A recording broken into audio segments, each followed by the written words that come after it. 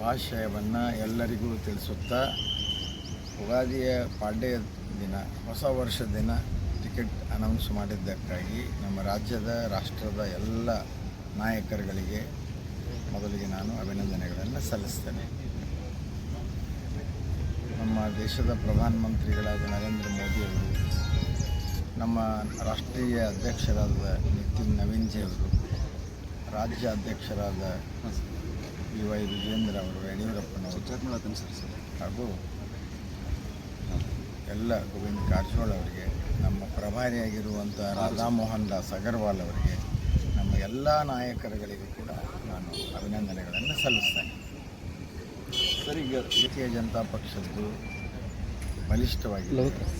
ಅನೇಕ ಬಾರಿ ನಾವು ಈ ಕ್ಷೇತ್ರವನ್ನು ಗೆದ್ದಿದ್ದೇವೆ. ಮೊನ್ನೆಯ ಚುನಾವಣೆಯಲ್ಲಿ ಇದು ಅವರು ಗ್ಯಾರಂಟಿ ಸ್ಕೀಮ್ಗಳು, ನಮ್ಮ ಹಿರಿಯ ನಾಯಕರು ಅನೇಕರಿಗೆ ಟಿಕೆಟ್ ಕೊಡದೇ ಇರೋದು ಹಾಗೂ ಇಂಟರ್ನಲ್ ರಿಸರ್ವೇಷನ್ಗಳು ಗೊಂದಲ, ಇದರ ಮಧ್ಯೆ ನಾವು ಸ್ವಲ್ಪ ಅಂತರದಲ್ಲಿ ಈ ಸೀಟನ್ನು ಕಳ್ಕೊಂಡಿದ್ವಿ. ಅದೆಲ್ಲ ಈಗ ಮನವರಿಕೆ ಆಗಿದೆ.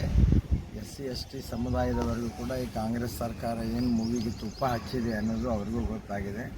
ಅಭಿವೃದ್ಧಿ ಅಂತೂ ಯಾವುದೂ ಇಲ್ಲ. 3 ವರ್ಷ ಅಂತೂ ಏನೂ ಆಗ್ತಾ ಇಲ್ಲ. ಎಲ್ಲ ಮತದಾರರು ಕೂಡ ರೋಷಿ ಹೋಗಿದ್ದಾರೆ. ಭಾರತೀಯ ಜನತಾ ಪಕ್ಷ ನಿಶ್ಚಿತವಾಗಿ ತನ್ನ ಸ್ಥಾನವನ್ನು ತಾನು ವಶಪಡಿಸಿಕೊಳ್ಳೋದ್ರಲ್ಲಿ ಯಾವ ಸಂದೇಹವೂ ಇಲ್ಲ. ಪಕ್ಷದಲ್ಲಿ ಇದ್ದೇ ಇರುತ್ತೆ.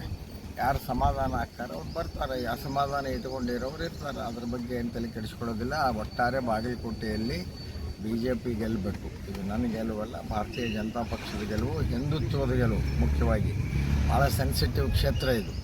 ಮೊನ್ನೆ ಅನೇಕ ಘಟನೆಗಳನ್ನು ನೆನಪಿಸ್ಕೊಂಡಾಗ ಒಂದು ಥರ ಭಯದ ವಾತಾವರಣ ಇತ್ತು. ಆ ನಿಟ್ಟಿನಲ್ಲಿ ಇಲ್ಲಿ ಹಿಂದುತ್ವದ ಪರ ಅಲೆ ಇದೆ. ಹಿಂದುತ್ವನೇ ಇಲ್ಲಿ ಗೆಲ್ಲಬೇಕು. ಸರಿ, ಅವರಿಗೆ ಕಾರಜೋಳ ಅವರಿಗೆ, ಅರುಣ್ ಶಾಪೂರ್ ಅವರಿಗೆ ಜವಾಬ್ದಾರಿಯನ್ನು ಕೊಟ್ಟಿದ್ದಾರೆ. ತಮ್ಮ ಕೆಲಸ ಅವ್ರ ಕೆಲಸ ಅವ್ರು ಮಾಡ್ತಾರೆ. ಅದರ ಹೆಚ್ಚಿನ ಮಾಹಿತಿ ನನಗಿಲ್ಲ.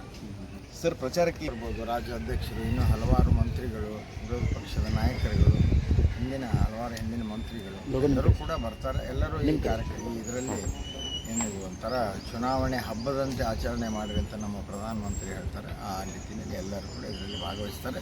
ಧನ್ಯವಾದ. ಸರ್, ನಾಮಿನೇಷನ್ ಯಾವ ಥರ ಸಿಗೋದು ಇದೆ?